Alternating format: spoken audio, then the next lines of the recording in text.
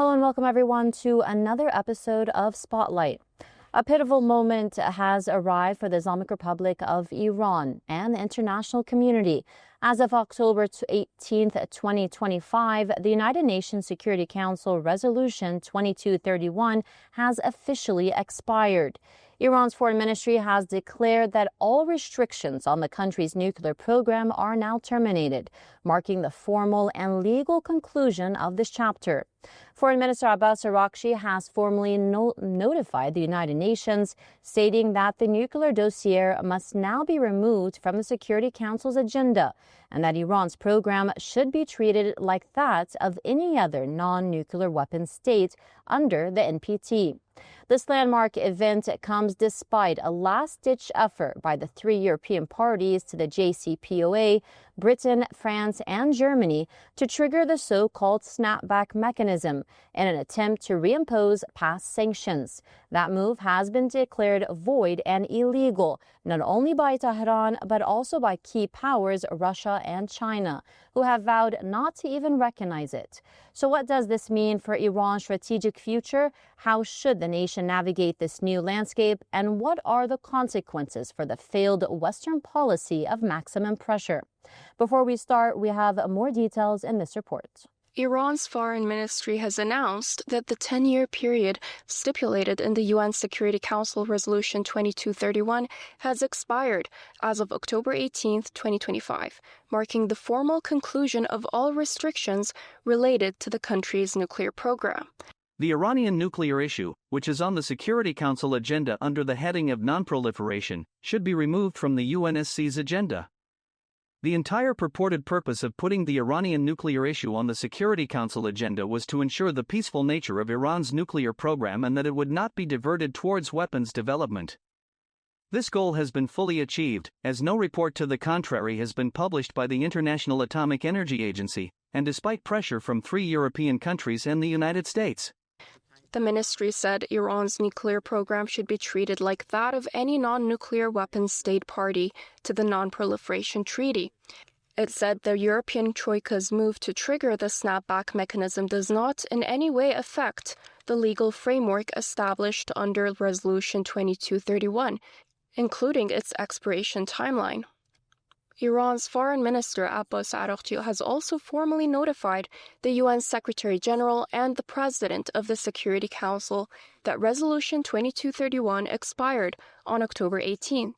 He decried as void any attempts by three European signatories to the 2015 Iran nuclear deal to revive and reinstate the previously terminated UN sanctions and resolutions against the Islamic Republic.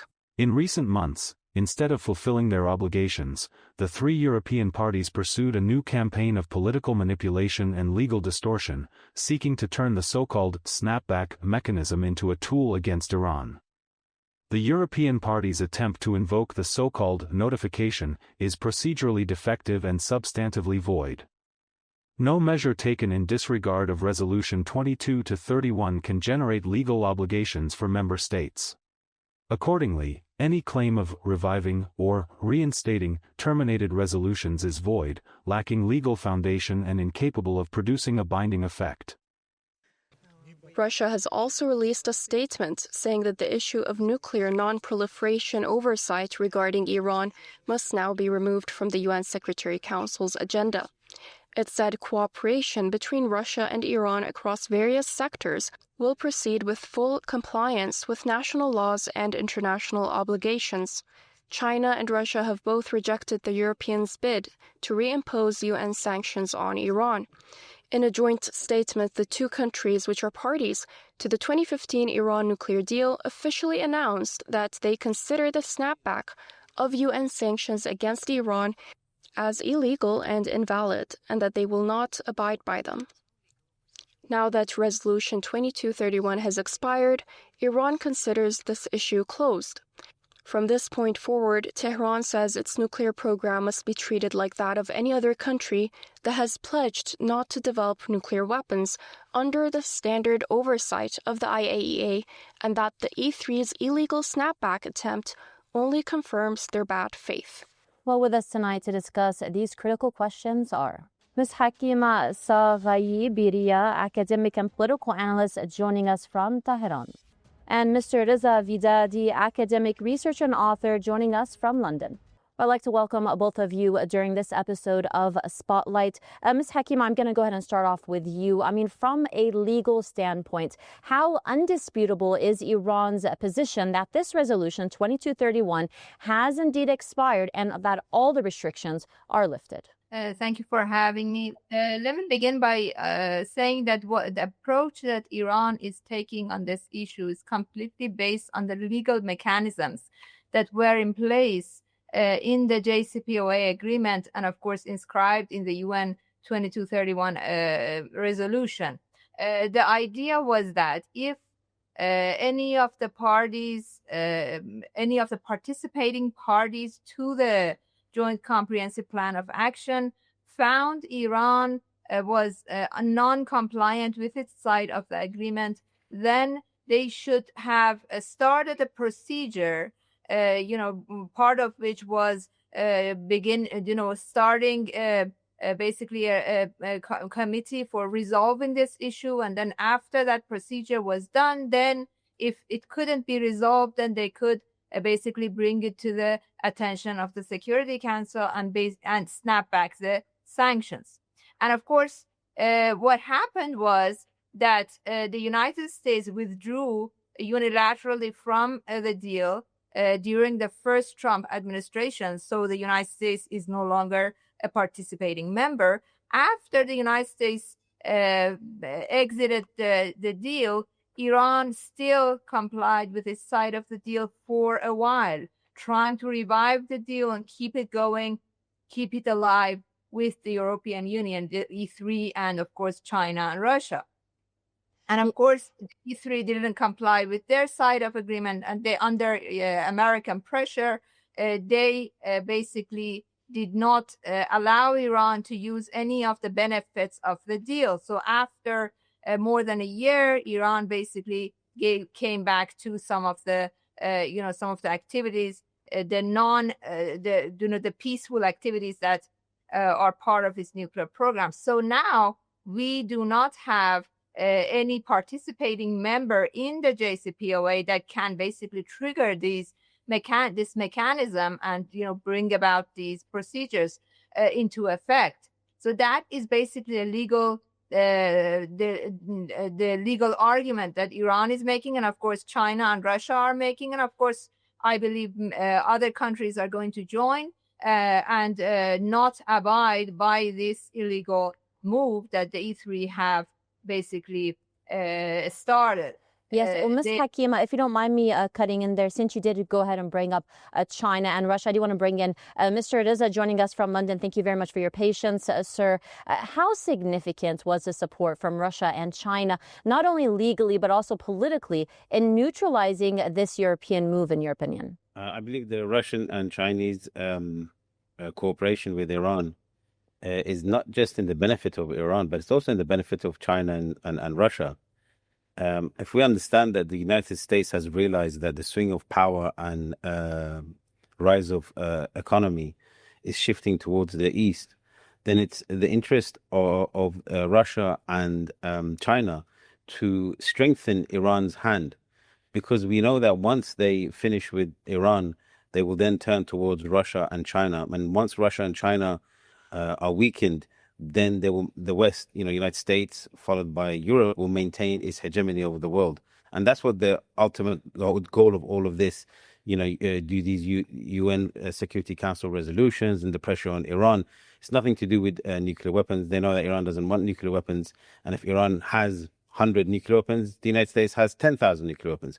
So it's nothing to do with nuclear weapons. It's to do with the swing of power and weakening these countries that resist the United States and its colonial project, Zionism, and Europeans that ally with the United States.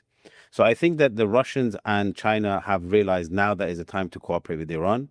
And we saw that Dr. Ali Rajani, who is the head of Iran's National Security Council, visit Putin yesterday, I believe, and he took a letter from Ayatollah Khamenei directly to him. So there's close cooperation. We saw the representative of Russia in Vienna, the UN Security Council in Vienna, declare in his X account only an hour or so ago that the Iran's nuclear issue has been removed from the agenda, the Security Council agenda, so so it doesn't keep coming up anymore. So all of these steps are being taken, and so that Iran now can trade with weapons. And the only thing happens now is that the West, United States, and Europe will try to put pressure on Iran, possibly through the ships that it uses to transfer oil and other goods. But then Iran is also aware of that. Well, exactly, Mr. Rizza. I mean, you bring up a very interesting point about the repercussions of this from the West. If we move a bit to the whole geopolitical repercussions and, of course, the West's position, Ms. Hakima, I mean, is there a risk, as what Mr. Rizza is saying, of a E3 and the U.S. basically even perhaps moving towards forming an illegal coalition outside the UN to, of course, maintain pressure, as Mr. Rizza said? And how should Iran respond in this case? Of course, that has been the status quo ever since Iran's nuclear issue was raised in 2001. We have had the United States trying to pressure all other countries into basically succumb to what the U.S. is, the U.S. pressure is attempting to do against Iran's nuclear program. And of course, the European Union and the E3 especially have shown that they have no independence in their foreign policy with regard to the United States. So that is a possibility. But the thing is that we are in a different world now, despite the fact that we see so much, so much activity on the part of the United States to basically bring about a resemblance of colonialist policies to the world scene. Once again, you see that everywhere there is talk of using power to basically have U.S. policies be accepted by other countries. But I think we are in a different world now. We are in a world where multilateralism is also part of the activities of many countries, especially those that have formed other coalitions, including BRICS, including the Shanghai Cooperation Organization, including the group of the Friends of the UN Charter, of which Iran is a party to all three. And of course, Russia and China are parties to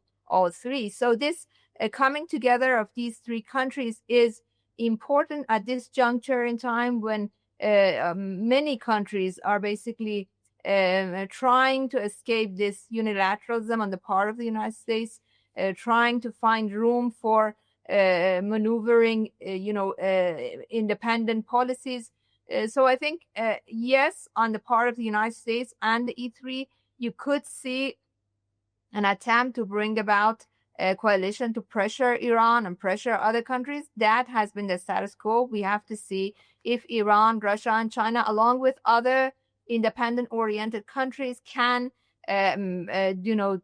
try to bring about a situation where this ambiguity with regard to this snapback mechanism can basically open the grounds, open the space for new realities to emerge, for the world to basically move to a more multilateral approach to basically these sort of policies. Yes, and Mr. Reza, I actually have a two-part question. First of all, your response to Ms. Hakima, she was saying that we basically live in a new world at the moment. How much of that do you agree with? And the second part, which she was talking about, this maximum pressure campaign, how do you believe it would impact any type of future negotiations with Iran on perhaps other issues? Answer to the first question, on many occasions on your program and on Press TV, I've stated that we are moving towards a multipolar world.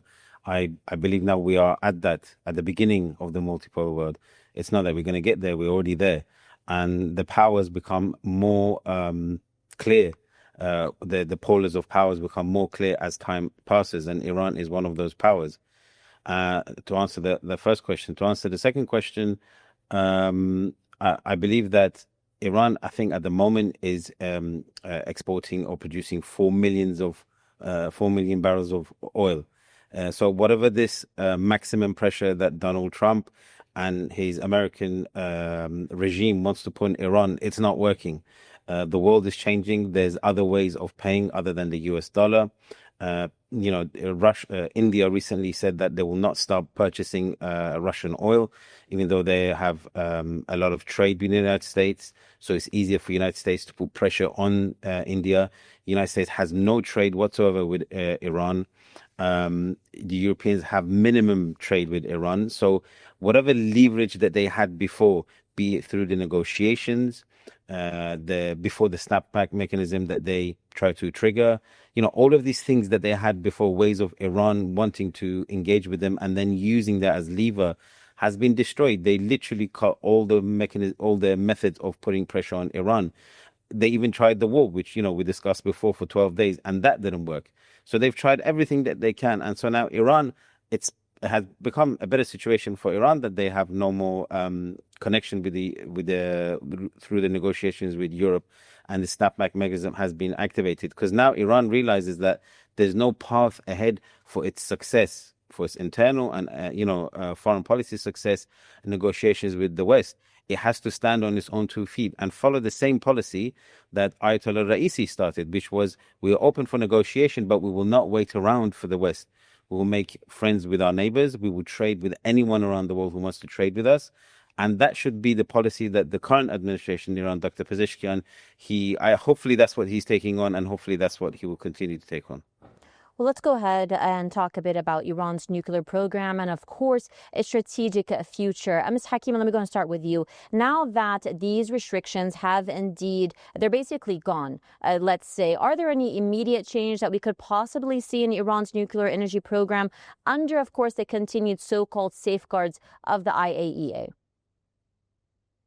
Of course, under these safeguard agreements, Iran has obligations, but also Iran can use the benefits of the NPT for having a peaceful nuclear program under these the regulations that are there. There is no issue with a country having uranium enrichment for peaceful purposes. There is no restrictions on Iran using all the available means for using its nuclear capabilities for peaceful purposes, which includes uses for medicine, uses for all the different arenas that are there. So Iran has shown that it is willing, and it is basically has the will to withstand the pressure that has been on it. We have had years of coercive diplomacy happening and being orchestrated against Iran. What we have had over the years, over the past 24 years, has not been real negotiations. It has been coercive diplomacy. We have had negotiations with Western countries, but at the same time, there has been lots of pressure for Iran not to be able to use the benefits of the nuclear non-proliferation agreement. And of course, and Iran has been forced over the years to voluntarily do more than it is required to do. So now, from this moment on, Iran is saying that the rules of the game are going to be as it is for everyone else. Iran is going to follow the rules, but not any more than is required of Iran under its safeguard agreements. So this is what Iranian people want, and it is what Iran has strived for it over the past, decades. And of course, Iran has paid a heavy price for it. It has paid with the blood of its nuclear scientists. So I think at this moment in time, Iran is even more vigilant to basically progress in terms of peaceful nuclear technology. And Mr. Reza, if you could please, in around 2 minutes, now that this legal basis for the UN sanctions has indeed expired, is there any type of legal arguments for any foreign companies to actually continue hesitating on entering the Iranian markets as of today, October 18th, 2025? any company or any country that has a strong trade with United States and Europe, they will have pressure from the United States and from Europe not to trade with Iran. And that's been the case in the last, since 2017-18, when Donald Trump left the JCPOA. So that will continue. But however, what's happening, the foreign minister of Iran a day ago was with non-aligned members, or a few days ago with non-aligned members in Uganda, and they all agreed to a statement that Iran is not bound by any of the resolutions from before. And so this demonstrates that a lot of countries are moving away from this binary of not being able to trade with Iran because of the pressure from the United States. They're wanting to trade with Iran and countries like Iran who are under sanctions, because it's not just Iran who's under sanctions, Russia is under sanctions. And so many other countries are under sanctions. And so they've realized that if they just follow this pressure from the United States, it disadvantages their countries because the United States and Europe are not providing what they need. So slowly, the United States, from using the sanction mechanism that it has, the unilateral sanction mechanism that it has weakened its own sanction abilities. And so this is in the benefit of Iran. Iran needs to just be patient, continue its trade and build its strength. And I think within a few years, you realize that the United States sanctions have become so weak that they're not as important as they were 10 years ago. And I do have one final question, but perhaps please, in just one sentence, as we do have one more minute left, how would you summarize the significance of today, October 18, 2025, for the Islamic Republic of Iran? Ms. Hakima, your sentence, please. Yes, it is going to change basically the rules of the game. Countries do not have to give up their rights. The countries should not be, pressured to give up what they have worked for over the years, just because of the pressure from, formerly colonial powers who think they are still living in a colonial world. We are very much, moved past that era, and we are entering a new one. And Iran is trying to show the world. And of course, I think Iran is going to get the support from many countries, as our other guests mentioned. And this is going to be the beginning of a new era in world politics, I hope. And Mr. Reza, very briefly, please, your sentence.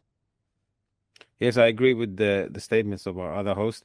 And I think, as I said, Iran needs to just maintain its course, which it has. It's built up a strong military. Its now focus should be economy and international relations, which it's doing fine. Well, I'd like to thank both of our guests today during this episode of Spotlight. From Tehran, Ms. Hakima Saghayibiriya, academic and political analyst, and of course from London, Mr. Reza Vidadi, academic researcher and author. A pleasure to have you both.